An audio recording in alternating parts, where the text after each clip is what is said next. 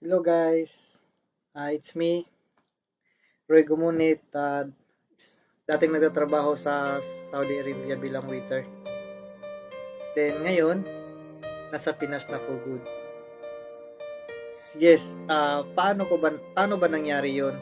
In just 4 years sa pagiging OFW, ngayon nasa bahay na lang kumikita. So, I tell you exactly what happened. I just remember, naalala ko lang time na napaso ako sa kanang braso ko ng mantika doon sa fryer, and then nagkasakit ako na wala man lang ako mahinga ng tulong. Halos ikamatay ko na that time. And then sabi ko sa sarili ko, hindi ko to pinapangarap na buhay. So I pray kay God na gusto ko makauwi sa Pilipinas na buhay. Sabi ko ganun. And God, sabi ko, gusto ko magkaroon ng opportunity na kahit cellphone man lang at net, kayang-kaya ko magkaroon ng source of income or yung extra income, kasi alam ko na hindi sapat yung kinikita ko bilang OFW at yun nga, nagkakasakit pa ako. And then I tell you frankly, nangyari sa akin yung cellphone, at pinagdasal ko din na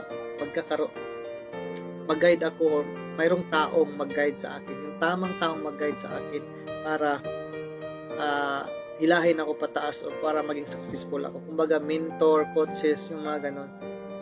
So yun ang unang-una ko talagang pinagdasal.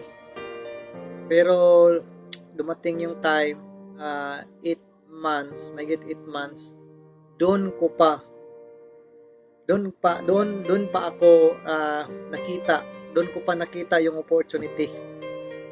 Kasi nung nag-scroll ako sa Facebook, nakita ko yung opportunity ng isang simpleng picture lang naman na kumikita gamit ang cellphone para makaipon at makauwi for good. So medyo it seems interesting talaga. So sinubukan ko, and then nung nasubukan ko, nakita ko yung kagandahan, at yung taong sa akin, yung taong nakausap ko, nakitaan ko, naramdaman ko siya na honest ang taong ito. Itong tao ito nagsasalita sa akin. Kumbaga, yung tiwala, nandun talaga. So, masaya ako, and then, guys, wala po akong pera. Kumbaga, naglakas lang loob akong magtanong. So, wala akong pera that time kasi wala pang sahod.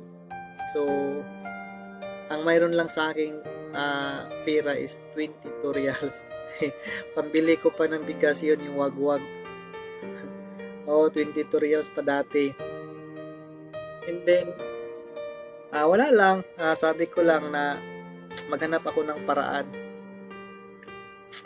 Kaya yun, sabi niya, matin na mga trainings, seminars, libre lang naman matin. Nagatin ako. Sinubukan ko lang. Wala akong i-try dahil matagal na rin akong wala sa buhay. So yun, and then nung naramdaman ko na ito na yun, humingi ako ng sign kay God na itong opportunity na nakita ko. So naghanap ako ng pera, din nangutang ako, and then yun, binigay naman. And then nung nahawakan ko na yung pera, nag-pray na naman ako. So para i-guide talaga ako ni God. So nung time na yun, nakuha ko na po talaga. So guys, yan lang masasabi ko. Maliit, kunting istorya, kunting mensahe ko lang galing sa puso ko na tawag dito, simple na picture lang yung nakita ko na nagpabago sa buhay ko. Yes, ikaw ngayon, kung nakita mo ang video na to o picture, ng sa Facebook mo, pag scroll mo, subukan mo. Wala namang mawala kung itry ninyo. Yes, crisis ngayon. Maraming nagsasabing crisis ngayon. Bakit? Hanggang dyan ka na lang ba? Hindi ka ba maghanap ng opportunity? Hindi ka ba maghanap ng paraan? Dyan ka na lang ba? Mali po yun. Buti pa yung cellphone. Nag-upgrade pa 1 year. TV, sasakyan. Tapos ikaw, paikot-ikot ka lang dyan. My friend, walang-wala po ako noon. Pero at least, ngayon, andito na lang sa bahay, kumikita. So, pwedeng subukan nyo din kung ano yung nakita ko.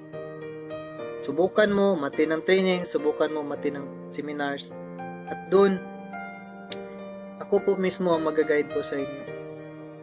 So, marami pong salamat. And don't forget, kung gusto mo, click send message or comment how below. So, see you guys and good luck.